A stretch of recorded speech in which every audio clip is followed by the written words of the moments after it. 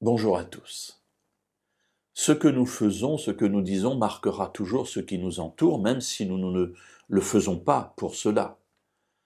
Et parfois, des personnes disent nous connaître, alors que nous ne les avons pas vus, a priori, nous ne les connaissons pas, mais en fait, nous les avons rencontrées et elles ont vu ce que nous disions ou ce que nous faisions, et cela les a marquées.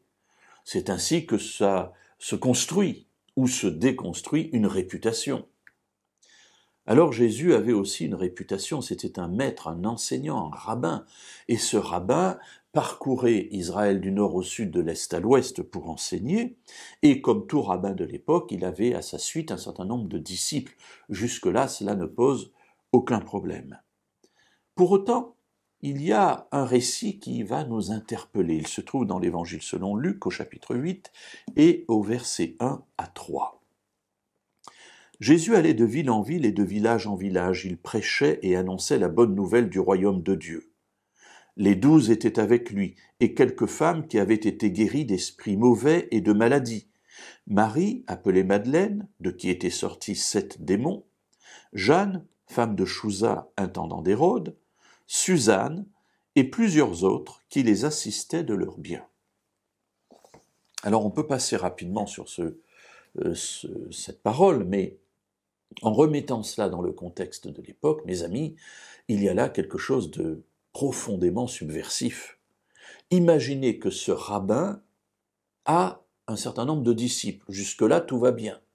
Mais il est suivi aussi par des femmes. Là, mes amis, ça commence à devenir très louche. D'autant que ce rabbin n'est pas marié.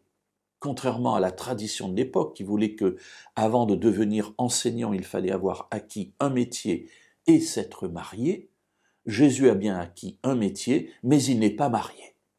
Et pourtant, des femmes le suivent. Imaginez déjà les cancans.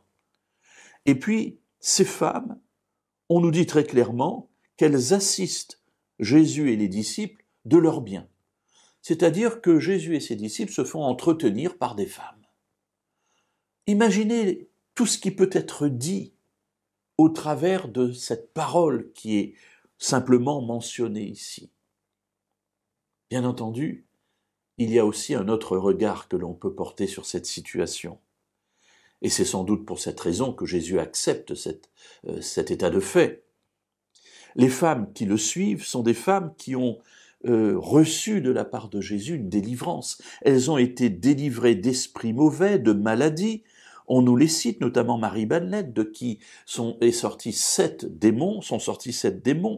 Et ici, il y a une reconnaissance qui est là. Ces femmes suivent Jésus, non pas parce qu'elles sont à la recherche d'un amour, un amour physique, un amour humain, mais parce qu'elles ont le cœur rempli de reconnaissance pour ce que Jésus a fait pour elles.